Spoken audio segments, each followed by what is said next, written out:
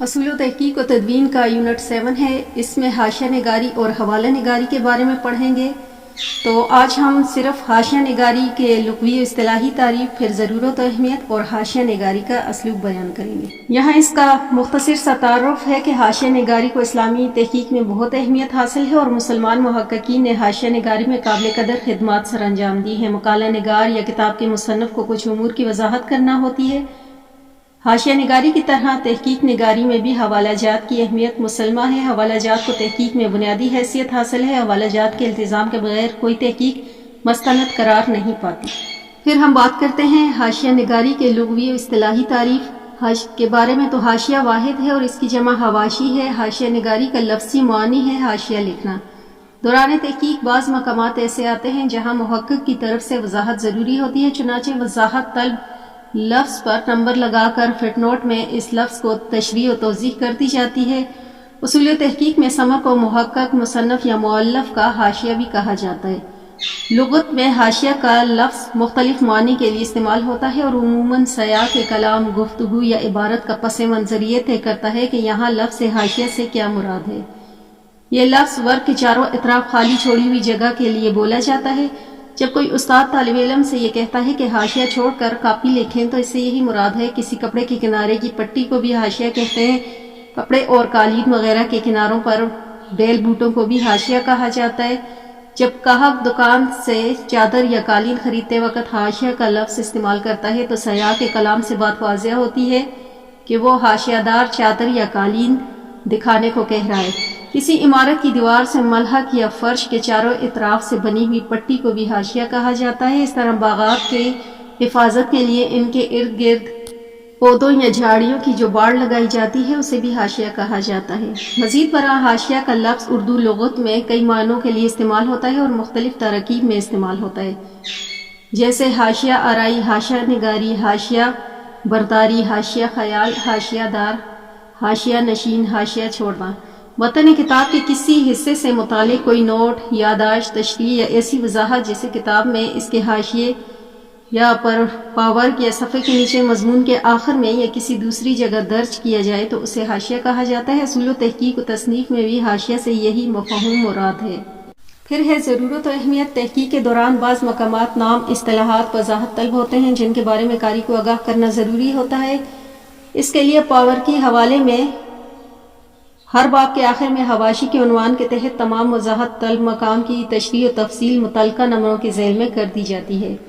وقت گزرنے کے ساتھ ساتھ تحقیق نگاری اسلوب میں بھی کافی جدت پیدا ہو گئی، چنانچہ گزشتہ ادوار میں متن کتب کے چاروں اطراف پر حاشیہ لکھا جاتا تھا، تاہم جدید تحقیق فصل یا باب کے آخر میں دونوں طرف سے حاشیہ لکھنے کا رواج ہے۔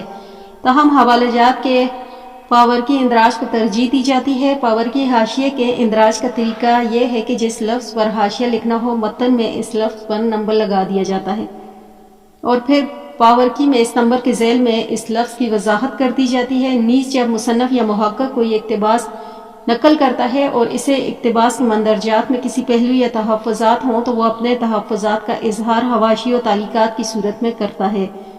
متن میں بعض اعلام کے تراجم سے قاری کو آگاہ کرنا ضروری ہوتا ہے۔ اعلام کے تراجم اور شخصیات کا مختصر سمانحی خاکہ بھی حواشی میں دیا جاتا ہے۔ غیر معروف مقامات، بلدان یا اماکن وغیرہ کی مختصر وضاحت بھی حواشی میں کی جاتی ہے۔ حواشی ایسی معلومات کا مجموعہ ہوتے ہیں جو بوجہ متن میں نہیں دی جا سکتی۔ متن میں ایسی معلومات کے اندراج سے محقق کی توجہ زیر بحث نقطے پر مرتکز نہیں رہتی، نیز قاری کو مسئلے کی تفہیم میں بھی مسائل کا سامنا کرنا پڑتا ہے۔ اس لیے موضوع سے متعلق ضروری مواد اور وضاحتوں کو متن سے باہر حواشی دیا جاتا ہے۔ حواشی کے التزام سے تحقیقی مقالے کی افادیت میں اضافہ ہوتا ہے اور حواشی کی حامل تحقیق کاری کے لیے نہایت سودمند ثابت ہوتی ہے۔ پھر حاشیہ نگاری کا اسلوب کیا ہے؟ ایک بیدار مغز مقالہ نگار ہمیشہ حواشی کا اہتمام کرتا ہے، جہاں ضروری ہو حواشی میں متن کی وضاحت کرتا ہے۔ تحقیق کے طلباء کو معلوم ہونا چاہیے کہ جن امور کو حواشی میں شامل کرنا ضروری ہے ان میں متن میں مذکورہ شخصیت کی اصطلاحات، اماکن اور نظریات وغیرہ شامل ہیں۔ متن سے متعلق یا متن کی تفہیم میں معاون ثابت ہونے والے ایسے مواد کا ذکر بھی حاشیے میں کرنا چاہیے جسے براہ راست متن میں ذکر کرنے سے متن کی روانی متاثر ہوتی ہے۔ نیز ایسے نظریات اور معلومات کا بھی ذکر حاشیے میں کرنا چاہیے جنہیں متن میں شامل کرنے سے متن کی روانی میں خلل واقع ہوتا ہو، مگر محقق کا خیال ہو کہ قاری کو ان کا علم ہونا چاہیے۔ تحقیقی مجلات میں شامل ہونے والے مقالات میں بھی حاشیہ نہایت اہمیت کا حامل ہوتا ہے۔ مقالہ نگار کو چاہیے کہ کسی مجلے میں اشاعت کے لیے اپنا مقالہ بھیجنے سے پہلے اسی وضاحت طلب مقامات کی توضیح بیان کرے۔ مجلات میں حاشیہ نگاری کی ایک گوڑا ذمہ داری ان کے مدیروں پر عائد ہوتی ہے۔ تحقیقی مجلات میں اشاعت کے لیے موصول ہونے والے مقامات میں زبان و بیان کے متنوع مسائل ہو سکتے ہیں، اس لیے مقالات کی زبان کو عام فہم کرنا، مغل عبارت کو کھولنا اور خلا کو پر کرنا بھی مدیر کی ذمہ داری ہوتی ہے، اور مدیر پر یہ فرائض حاشیہ میں بطریق احسن پورا کر سکتا ہے۔ تحقیقی مجلات میں حاشیہ نگاری کی اہمیت مسلمہ ہے، چنانچہ جہاں کہیں خلا ہو، مدیر کو چاہیے کہ وہ اس خلا پر اپنی توضیحی نوٹ سے پر کرے۔